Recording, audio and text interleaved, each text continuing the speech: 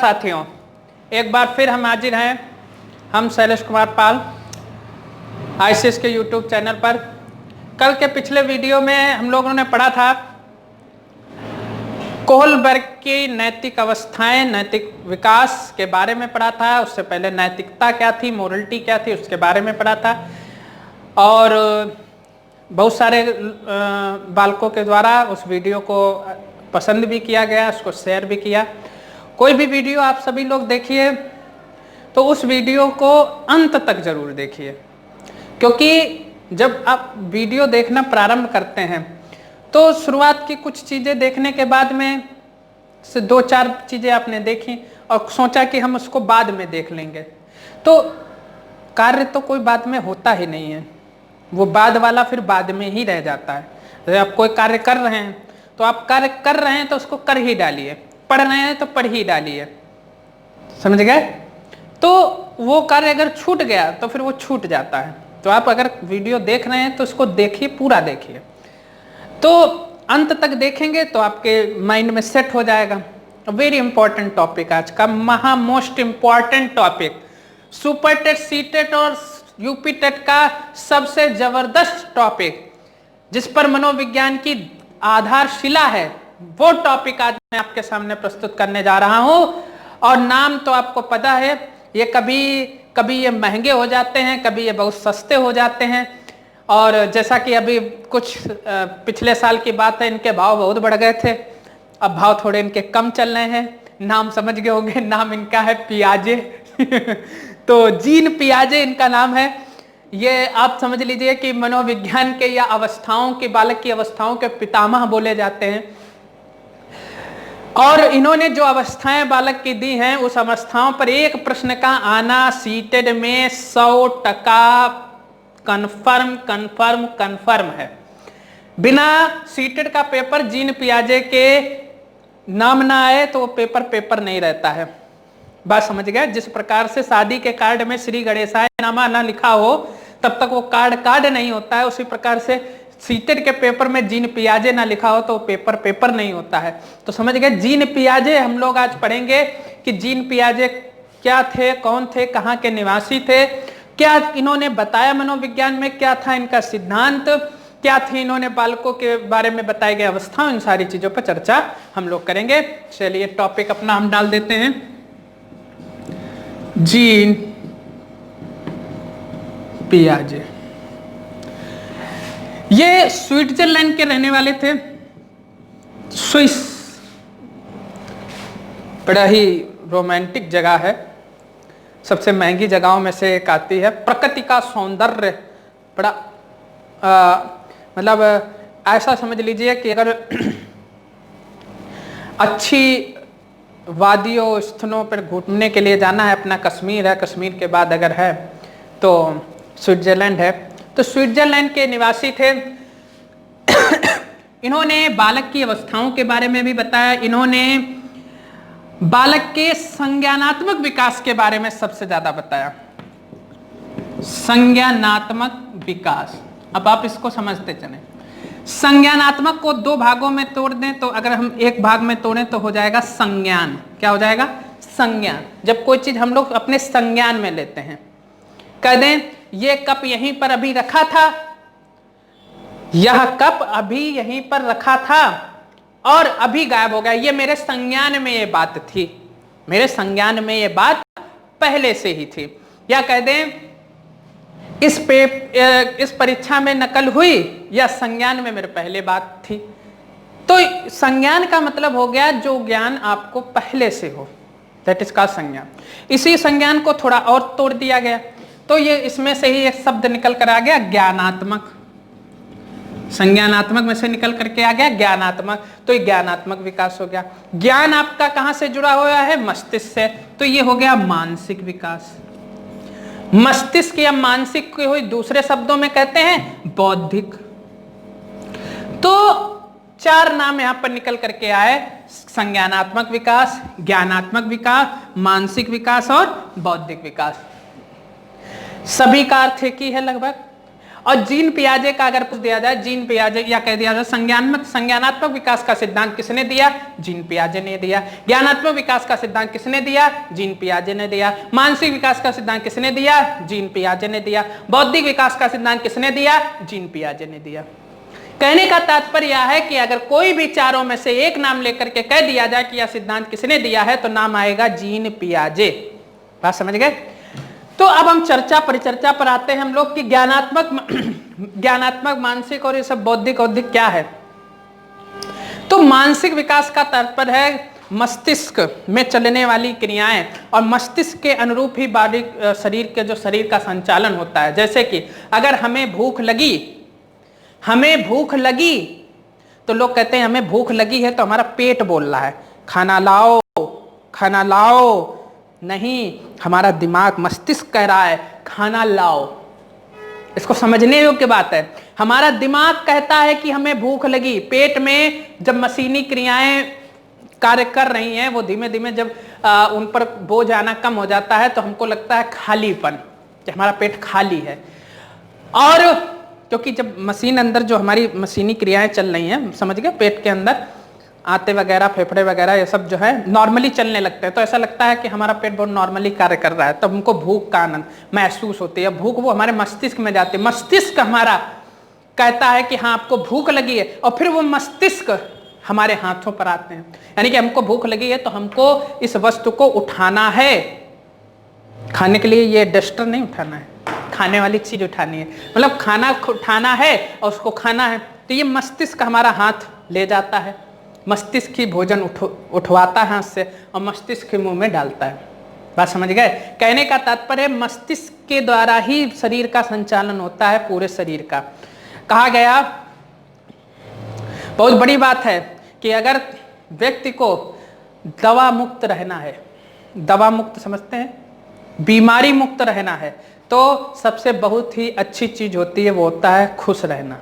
अगर व्यक्ति खुश रहे तो उसको दवा की आवश्यकता नहीं पड़ेगी, उसको कभी भी बीमारी नहीं होगी। तो खुश रहने की जो बात कही जाती है।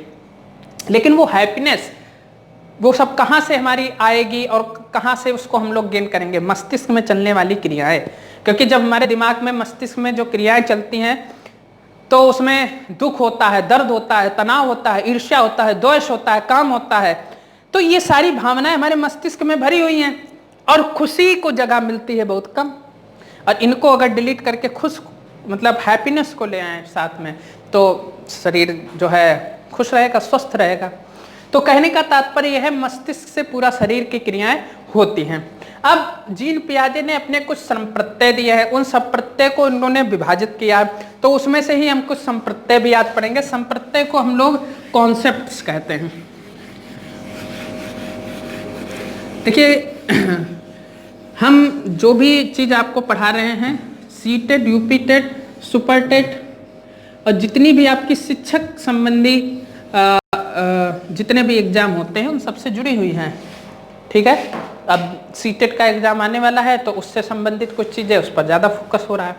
तो जीन पियाजे में जो संप्रत्यय पूछे जाते हैं, मोस्ट इंपॉर्टेंट हैं, और ये संप्रत्यय मैं आपको पढ़ाते हुए चल रहा हूं। पहला संप्रत्यय है अनुकूलन। देखिए,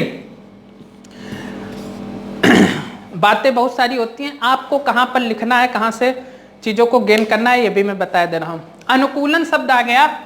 अनुकूलन का मतलब हो गया व्यवस्था को अपने अनुकूल करना, व्यवस्था को अपने अनुकूल करना या बनाना। जैसे अब आप लोग देखते होंगे, मस्तिष्क की क्रिया है, रेलवे जब आप लोग ट्रेन पर सफर करते हैं, ट्रेन में सफर जब करने जाते हैं, तो बहुत खचाखच डिब्बा भरा हुआ है, सभी लोग बैठे हैं, आपके पास बैठने तक की जगह नहीं है। वहां पर आपने क्या किया, खड़े हैं, और आपने देखा होगा कि रेलवे में जो सीट्स होती हैं वो लगभग इतनी चौड़ी होती हैं। यानी कि एक सामान्य पुरुष चाहे तो जो किनारे की सीट होती है उसमें से आधा, जैसे ये इतनी बड़ी सीट है, ये पूरी सीट यहाँ है और ये लास्ट वाली सीट है, तो इतनी आधी सी सीट पर एक आदमी बैठ सकता है और एक पैर इधर करके एक आदमी इधर बैठ सकता है। 2 इंसान बैठ सकते हैं, लेकिन नहीं, अपने ज्यादा बैठने के चक्कर में इधर तक बैठ जाते हैं, जनरल डिब्बे की हालत बता रहे हैं, और दूसरे इंसान को खड़ा रखते हैं। कभी कभार इंसान होता है वो कहता है भाई साहब थोड़ी जगह दे दीजिए, थोड़ी, अब वो थोड़ी थोड़ी करके ऐसे बैठ जाएगा, फिर उसको एडजस्ट कर देगा। जैसे ही गाड़ी रुकी थोड़ा और एडजस्ट, थोड़ा और एडजस्ट, थोड़ा और एडजस्ट, और धीमे धीमे वो उसी में पूरा एडजस्ट हो जाता है। समझ गए? तो कहने का तात्पर्य यह है, कभी कभी आप लोगों ने देखा होगा, जैसे शर्ट या कोई पैंट या आप कपड़े पहनते हैं, कभी कभार आपके वो फिटिंग में नहीं आती है, लेकिन आप उसमें घुस करके ऐसे हाथ डाल करके बटन अटन लगा करके एडजस्ट कर देते हैं अपने आप को, यानी कि उस व्यवस्था के अनुकूल हो जाते हैं आप। क्या हो जाते हैं? अनुकूल। तो ये सब क्रियाएं कहां से होती है? मस्तिष्क। जब व्यवस्था को अपने अनुकूल बना लेना, अनुरूप बना लेना, दैट इज का अनुकूलन। अनुकूलन is divided into 2 parts. First is आत्मसात्करण एंड सेकेंड इज आत्म समायोजन। व्यवस्था को जब बालक अपने अनुसार बना लेता है तो अनुकूलन कहलाता है। अनुकूलन को 2 भागों में तोड़ दिया गया। एक हो गया आत्मसात्करण, ये वर्ड आपको सीटर में बहुत बार मिलेगा। दूसरा है समायोजन। समायोजन, इस पर तो और भी चर्चा हो जाएगी, लेकिन इस वर्ड को समझिए। आत्मसात्करण को एक लाइन में समझने के लिए है पूर्व में सीखी गई क्रिया।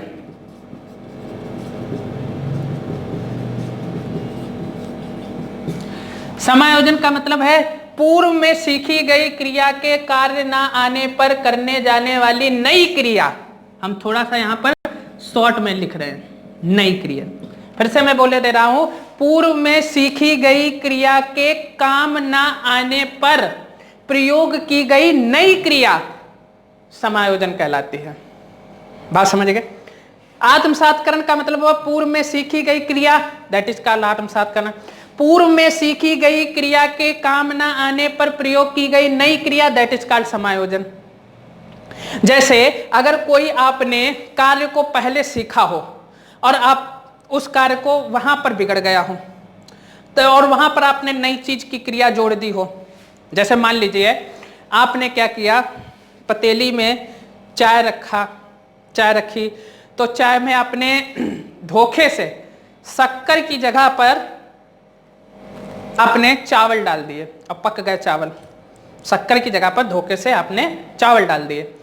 अब वहां पर जब चाय आप छानने गए तो देखा चावल, तो वहां पर अब चाय मीठी नहीं, तो आप क्या करेंगे, वहां पर शक्कर अलग से डाल करके वैसे ऐसे मिला देंगे जल्दी से। या दूसरा उदाहरण लेते हैं, मोटरसाइकिल आप चलाना सीख रहे हैं, आपको पहले ही सब बता दिया गया कि देखिए ये आपका क्लच है, ये ब्रेक है, ये एक्सीलेटर है, आपको ब्रेक ऐसे लगानी है। अचानक आप सीखते हुए जा रहे हैं, आपको सब कुछ पता है, लेकिन अचानक से कोई सामने वाहन आ गया, आपने ब्रेक लगाना मतलब ब्रेक लगाने ही वाले थे, लेकिन आप भूल गए कि कैसे लगाया जाए, कौन सी क्या दबाया जाए, आपके दिमाग पर से उतर गया और आपने वहां पर अपनी गाड़ी को ऐसे ऐसे बैलेंस करके और चाबी आबी बंद करके गाड़ी रोक ली। अब समझिए, अगर आपने वही मोटरसाइकिल ब्रेक लगा करके रोक दी, दैट इज कॉल्ड पूर्व में सीखी गई क्रिया के अनुरूप कार्य करना, आत्मसात करना। जब आपने जो मोटरसाइकिल आपकी चल रही थी वहां पर आप ब्रेक लगाना भूल गए और आपने पैरों से उस गाड़ी को एडजस्ट किया, रोक लिया, तो वो आपकी नई क्रिया हो गई, दैट इज कॉल्ड समायोजन। यानी कि आपने अपने आप को उस सिचुएशन में एडजस्ट कर लिया। इंग्लिश में समायोजन को एडजस्टमेंट कहते हैं। तो आपने जब अपने आप को एडजस्ट कर लिया उस सिचुएशन में, तो दैट इज कॉल्ड समायोजन। और जब आपने वो क्रिया को पहले से सीख ली हो और उसके अनुसार ही कार्य कर लिया हो, आत्मसात करना। बात समझ गए? तो इसको अनुकूलन को 2 भागों में, आत्मसात करना पूर्व में सीखी गई क्रिया, समायोजन नहीं सीखी गई क्रिया। ये संप्रत्यय हैं, सभी संप्रत्यय हैं। इसके अंतर्गत मैंने बता दिया। कभी कभार ये अलग से भी पूछे जाते हैं, समायोजन तो आपका पूरा चैप्टर भी है। चलिए अब अगला संप्रत्यय हम लोग पढ़ते हैं। अगला संप्रत्यय है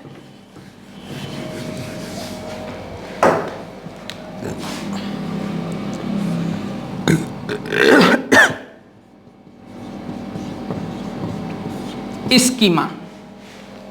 स्कीमा को हम लोग अवधारणा कहते हैं। क्या कहते हैं? स्कीमा को अवधारणा।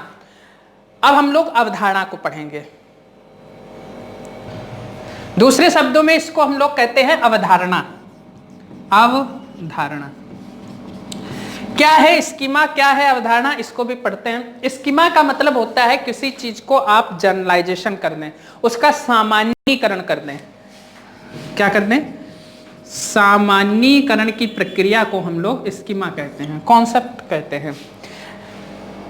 मोस्ट इंपॉर्टेंट चीज है, एक होता है स्कीम्स, थोड़ा इसको यहीं पर सारी चीजों को हम क्लियर करते हैं। स्कीम्स का मतलब होता है, आप लोगों जब छोटे होंगे या एग्जाम देते हैं तो उससे पहले स्कीम आती है। स्कीम को दूसरे शब्दों में हम लोग कहते हैं पैटर्न, यानी कि वह संगठित पैटर्न, वह संगठित पैटर्न जिसके आधार पर बालक अपने समस्त मानसिक क्रियाओं को करता है, चाहे वो चलना हो, चाहे उठना हो, चाहे बैठना हो, चाहे रोना हो, चाहे गाना हो, चाहे किसी को सताना हो, सब क्रियाएं वो किस पर करेगा? संगठित पैटर्न पर करेगा। जैसे छोटा बच्चा होता है तो जब मतलब जन्म के बाद में सबसे पहले वो लेटा रहता है इसे सीधे, फिर थोड़ा कर्मठ होना लगता है, फिर पेट के बल आ जाता है, फिर धीमे धीमे उठना बैठ जाता है, फिर उठ के बाद घुटने के बल आ जाता है, घुटने के बाद में चलना प्रारंभ करता है, चलने के बाद में दौड़ना प्रारंभ करता है, दौड़ने के बाद में और भी कुछ हो सकता है तो वो भी कर सकता है। कहने का मतलब एक संगठित पैटर्न से कार्य करता है। ऐसा नहीं है कि लड़का उठा और सीधे दौड़ने लगा, ऐसा हो सकता है? ऐसा हो सकता है? नहीं, वो एक संगठित पैटर्न के अनुसार कार्य करेगा। इस शारीरिक विकास का मैंने उदाहरण दिया, हम इसको मानसिक विकास में ले रहे हैं। सबसे पहले बच्चा छोटा बड़ा सीखेगा, उसके बाद में दो शब्दों को मिलाकर के दो वर्णों को मिलाकर के सीखेगा, दैट इज कॉल्ड वर्ड यानी शब्द। फिर उसके बाद में शब्दों को मिलाकर के वाक्य लिखना सीखेगा, फिर वाक्यों को मिलाकर के पूरा पैराग्राफ लिखना सीखेगा, और फिर उसके बाद में कोई भी निबंध लेख लिख सकता है। तो कहने का मतलब है सीधे डायरेक्ट कोई नहीं से लिख सकता है। डायरेक्ट हम कहते हैं नहीं ऐसा करो, तुम छोटा और बड़ा रहने दो, सीखने के हैं, चलो सीधे 2 पेज लिख डालो हिंदी में, क्या लिख पाएगा? नहीं। तो ये मानसिक क्रिया है। हम कहते हैं ऐसा है, गिनती नहीं लिख, गिनती कुछ ना सीखो, सीधे जोड़ना प्रारंभ करो। 10,85,201 को 3,84,201 के साथ जोड़ दो तो सीख जाएगा। बिना गिनती सीखे ये सब जोड़ देगा? नहीं, सबसे पहले गिनती सीखेगा, फिर 2 का जोड़ना सीखेगा, 3 का, 4 का, फिर जाकर के लाखों में जोड़ना सीख जाएगा। तो कोई भी कार्य होता है वो एक पैटर्न के कार्य के अनुसार हो तो दैट इज कॉल्ड संगठित पैटर्न, स्कीम्स। और जो अवधारणा के अनुरूप कार्य हो दैट इज कॉल्ड स्कीमा। तो 2 कॉन्सेप्ट और बताए, स्कीमा और स्कीम्स। एक कॉन्सेप्ट मैं आपको यहीं पर और बता दे रहा हूं, वो कॉन्सेप्ट है साम्य धारण। वो कॉन्सेप्ट है आपका साम्य धारण। साम्य धारण समझिए क्या है। साम्य धारण का मतलब हो गया कि किन्हीं 2 चीजों के बीच, कौन कौन सी 2 चीजें भाई, ये भी तो बड़ी इंपॉर्टेंट चीज है। किन्हीं 2 चीजों के बीच संतुलन बनाना साम्य धारण कहलाता है। और कौन कौन सी 2 चीजें हुई वो भी देख लीजिए। एक हुआ आत्मसात्करण और एक हो गया आपका समायोजन। इन दोनों के बीच में जो क्रिया, जो बीच में मध्यस्थता, जो इनके बीच में इक्वलिटी लाता है दैट इज कॉल्ड साम्य धारण। वो साम्य धारण है, समझ गए? बीच में जो मझवयगिरी करता है वो साम्य धारण होता है। तो साम्य धारण का कार्य होता है आत्मसात्करण और समायोजन में संतुलन बनाना, साम्य धारण। तो ये एक साम्य धारण हो गया कॉन्सेप्ट। एक कॉन्सेप्ट आपका लास्ट कॉन्सेप्ट है जिसको हम लोग कहते हैं विकेंद्रण। विकेंद्रीकरण भी इसको बोला जाता है। इसमें जब बालक की जो मानसिक विकास होता है वो वास्तविकता की ओर ले जाए, किसमें ले जाए?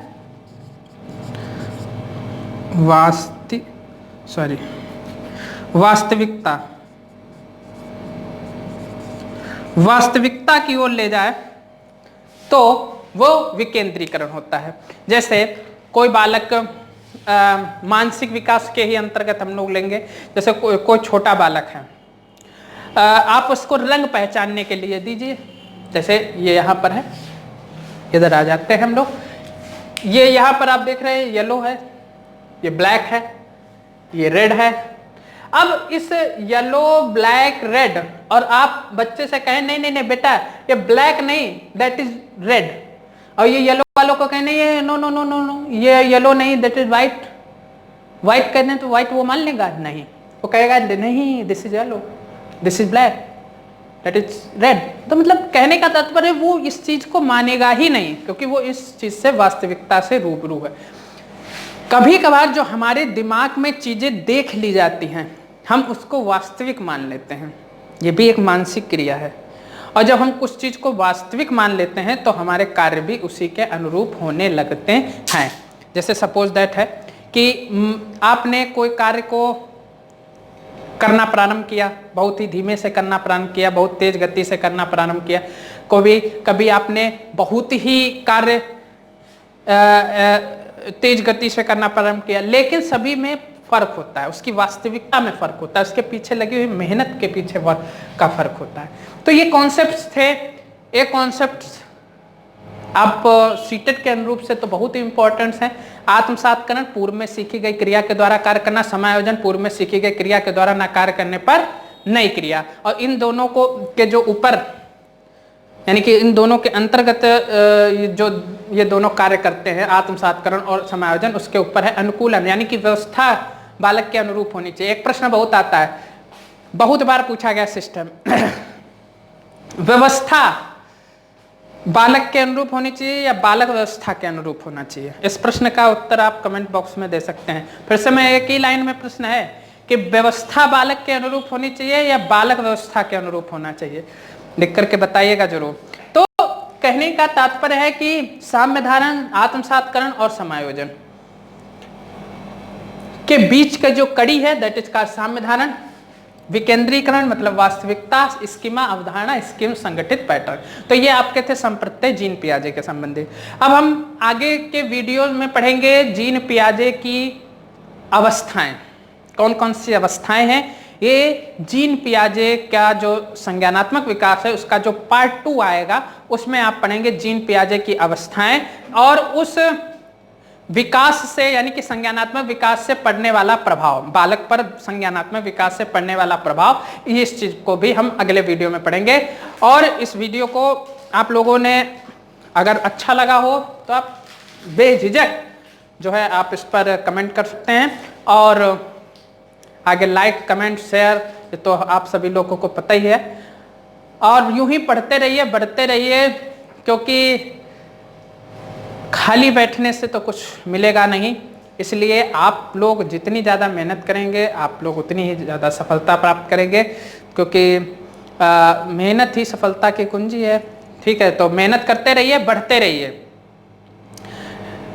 और क्योंकि हार तो माननी ही नहीं है, हार बहुत लोग आपको डिमोटिवेट करेंगे, आपके पैर को पकड़ करके आप अगर पढ़ना चाहेंगे कहेंगे अरे क्या यार पढ़ करके है, नौकरी वोकरी तो आनी नहीं है, आनी है तो मतलब अदालत में जानी है, वो अदालत में जानी है तो 2-4 महीने लगानी है, तो इसलिए वो आपको डिमोटिवेट करेंगे।